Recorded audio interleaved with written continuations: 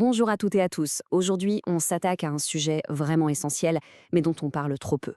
On va plonger dans une étude percutante de l'Institut Choiseul qui lève le voile sur la santé mentale de nos dirigeants. Et attention, on ne parle pas de quelques cas isolés, loin de là. L'étude montre que c'est un vrai problème de fond, une sorte de mal-être généralisé qui touche directement le réacteur de nos entreprises. 9 sur 10. Franchement, ce chiffre, il est énorme. Il faut vraiment prendre un instant pour le digérer. Ça veut dire que la quasi-totalité des dirigeants le savent, ils en sont convaincus, leur propre état mental s'ajoute directement sur les résultats de leur boîte. La conscience de problème, elle est là, totale. Alors, la grande question c'est pourquoi? Si tout le monde est conscient du problème, pourquoi le sujet reste aussi tabou? Qu'est-ce qui bloque? C'est vraiment ça qu'on va essayer de comprendre ensemble. Alors, voilà comment on va procéder. D'abord, on va regarder la réalité des chiffres, c'est assez frappant. Ensuite, on se demandera d'où vient cette pression. Puis, on verra que tout le monde n'est pas logé à la même enseigne. Et pour finir, le plus important, quelles sont les solutions? Allez, on y va. On commence par la réalité choc, cette fameuse crise silencieuse. On va mettre des chiffres sur ce qu'on pressent tous un peu. Oui, le stress des patrons, ce n'est plus l'exception, c'est devenu la norme. Regardez bien ce graphique. Il est sans appel. 36% de stress au quotidien, 39% toutes les semaines. Si on fait le calcul, ça fait les trois quarts des dirigeants pour qui le stress, c'est juste leur routine.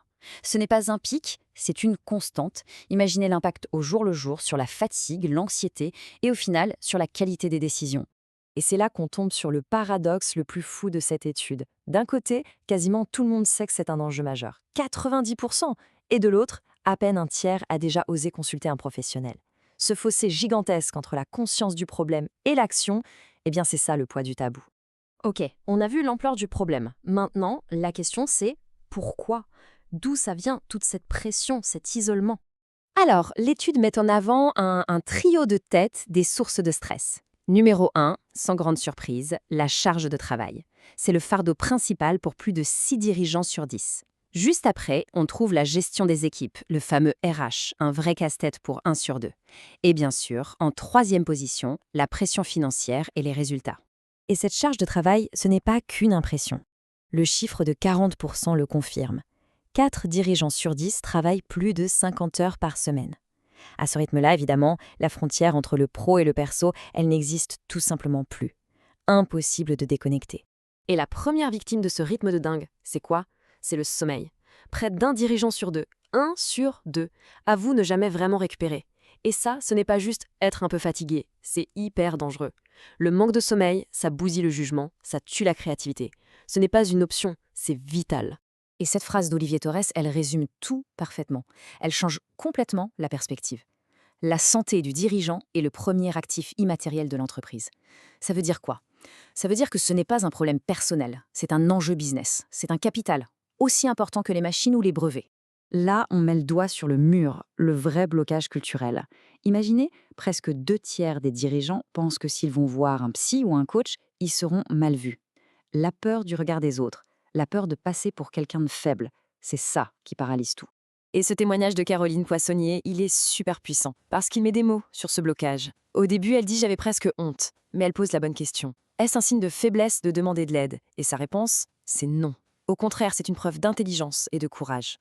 Ok, on a le tableau général, mais l'étude va plus loin, et c'est ça qui est intéressant. Elle nous montre qu'il y a des angles morts, des inégalités. En gros, tout le monde souffre, mais pas de la même manière. On voit 2 points super importants ici. D'abord, la différence entre petites et grandes boîtes. Dans une TPE, 81% des patrons sont en stress fréquent, et souvent ils sont complètement seuls, sans aucun filet de sécurité. Et puis il y a la question du genre. 5 dirigeantes sur 6, c'est énorme, estiment avoir une charge mentale plus lourde que leurs collègues masculins. C'est une sorte de double pression. Ce qu'il faut vraiment retenir, c'est l'effet domino. La santé mentale d'un dirigeant, ce n'est pas un truc qui reste dans son bureau. Ça se diffuse, ça infuse partout dans l'entreprise. Ça impacte l'ambiance, les décisions, la créativité de tout le monde. C'est contagieux en quelque sorte. Bon, le constat est assez sombre, on est d'accord, mais la bonne nouvelle, c'est que l'étude ne s'arrête pas là. Elle propose une vraie feuille de route, des leviers concrets pour sortir de cette situation. Et la solution, elle n'est pas unique. C'est une action sur 3 fronts en même temps. D'abord, au niveau de la personne elle-même. Apprendre à dire stop, à se protéger. Ensuite, au niveau de l'entreprise, il faut que ça devienne un sujet stratégique. Et enfin, au niveau de nous tous, de la société, il faut qu'on arrête de voir ça comme une faiblesse. Et pour l'entreprise, concrètement, ça veut dire quoi? 4 choses. 1. Créer des endroits où on fait parler librement, sans être jugé. 2. Ne pas attendre que ça craque, faire de la prévention. 3. Changer les mentalités des managers, valoriser la confiance. Et 4, le plus important, que le sujet soit discuté en comité de direction, au même titre que le chiffre d'affaires.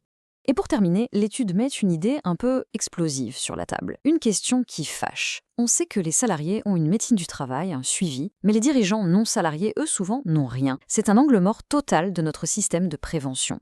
Et regardez la réponse des dirigeants. C'est hyper partagé, mais près de la moitié dit oui. Oui à une obligation de suivi médical. Ça montre que les lignes bougent, que les mentalités évoluent. Et ça nous laisse avec la question fondamentale posée par cette étude.